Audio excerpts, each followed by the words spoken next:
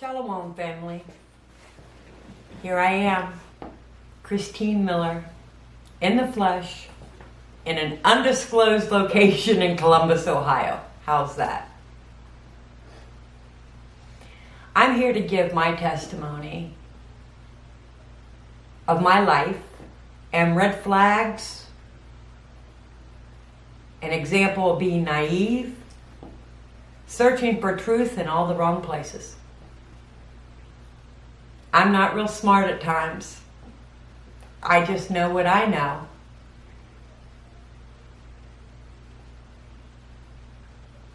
So here it goes. I learned of Daniel St. Germain before he was Gabriel, please note, 3 years ago. I came into the GOCC truth 3 years ago, March of 2015 actually. And while listening to a lesson of GOCC, there was a little side on the YouTube. We were nearing a Feast of Tabernacles and I was really excited about learning more about celebrating the feast.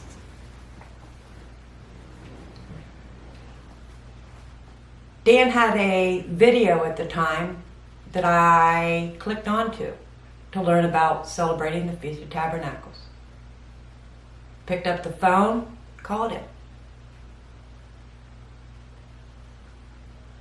The man spoke to me. I couldn't get a word in edgewise, which was fine. Asked some questions. But bottom line, it seemed it was hitting every button that I needed to hear. I made a decision to leave Columbus, Ohio, and travel 18 hours to a place called Lowell, Massachusetts. Upon arriving, I met Dan and what I thought to be his wife, Robin.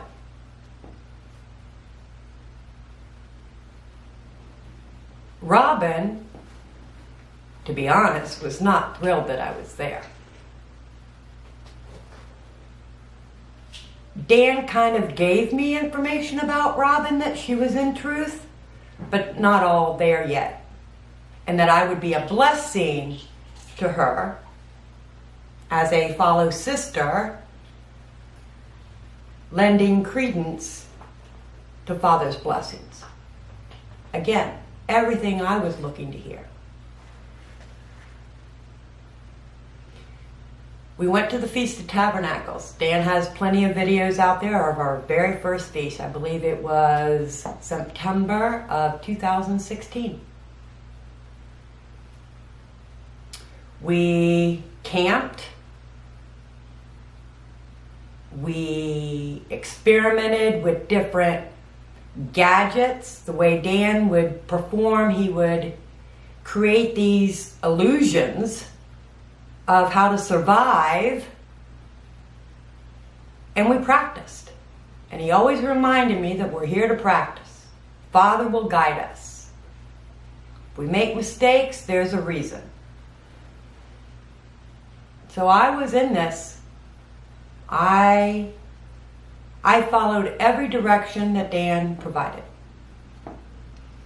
One thing that I remember during that Feast of Tabernacles 2016 was asking Dan, you always talk. Is there ever any compromise? You know, do I have a say in anything? And he would just laugh. And he shut me down quickly. Red flag number 1. But again, I'm thinking I'm doing the right thing. I'm being guided to a man that has the same beliefs that I do. That he's preparing for the children. And I wanted to be part of that remnant. Robin wasn't at the feast. I didn't know why. I know what Dan told me. But again, I didn't know either Dan nor Robin.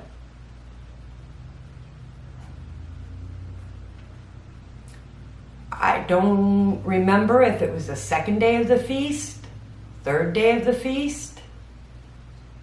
When Robin came out, she was afraid of the wilderness. And trust me, we were not in the wilderness. We were at a campground in Massachusetts. I don't recall the name of it. But Robin didn't like camping.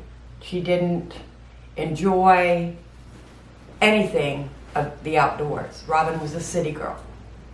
So Dan made a point to have all the conveniences, heat, water, food, and so forth, to make it accommodating for Robin. I do believe that Robin ended up joining us one night, which they ended up getting into a fight about something, and she left. She threw my bags out, she threw everything out, and she left. And Dan and I remained to continue to celebrate the feast. Stop.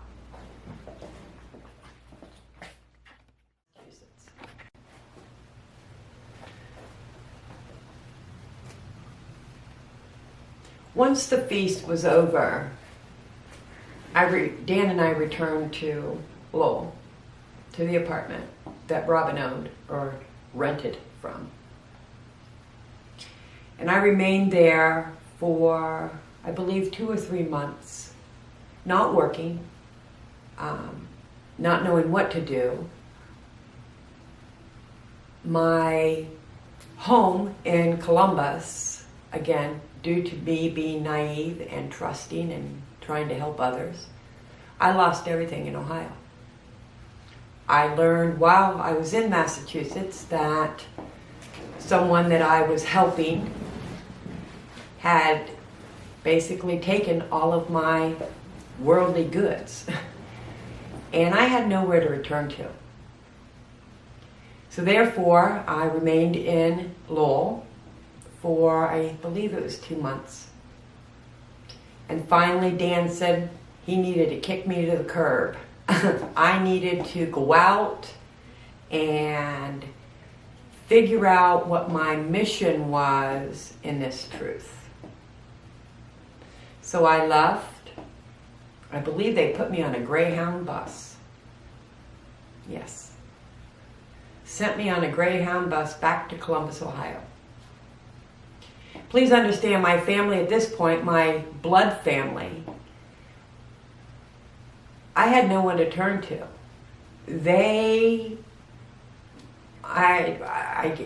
Dysfunctional, whatever, I had no one to go to, no home to go to. So I jumped on this Greyhound bus and went back to Columbus, Ohio. Tried to make amends with my mother after learning this truth, mind you. I was definitely indoctrinated with regards to the word that our families would be separated, mothers against daughters, fathers against sons, as it is written. So everything was falling into place. My mother and I, she did not want me staying there.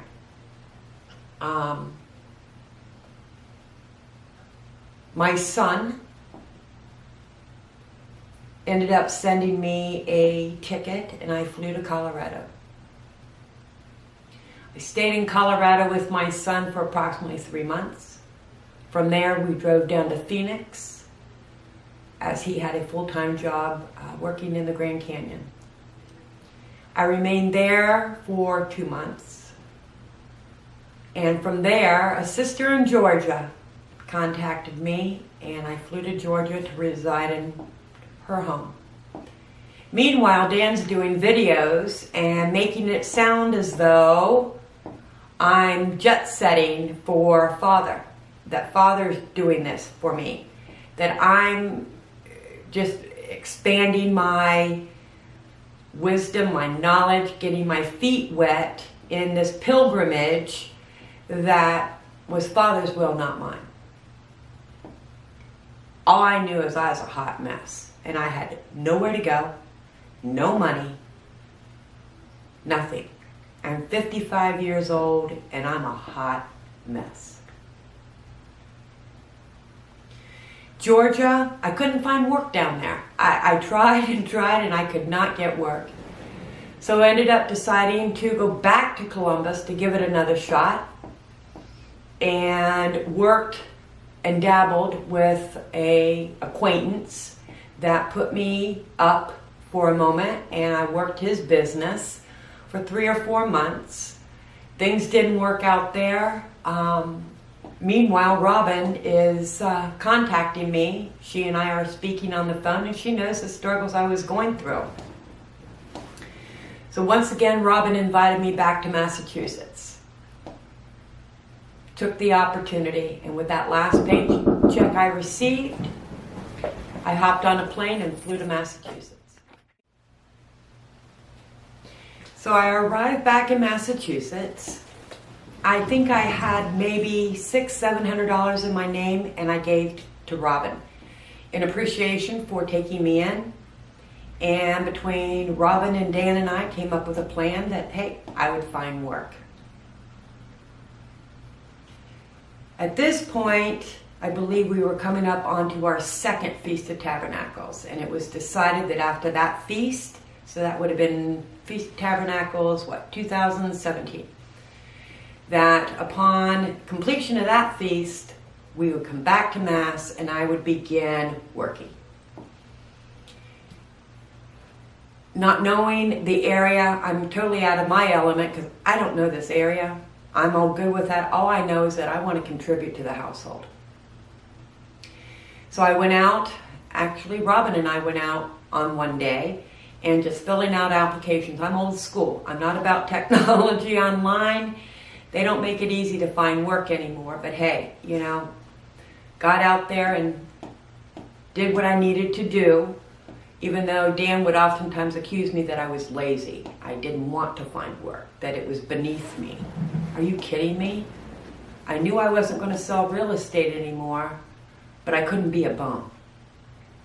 I was thankful for a roof over my head, food in my belly, and in a warm, comfortable room.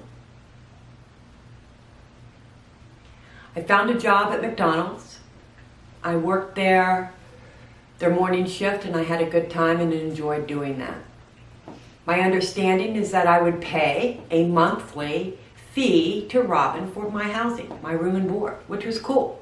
I wasn't wanting to live off of anybody. I wanted to make a contribution. Well, what appeared to be my rent turned into my paychecks being handed over to Dan, who would then distribute this money to Robin.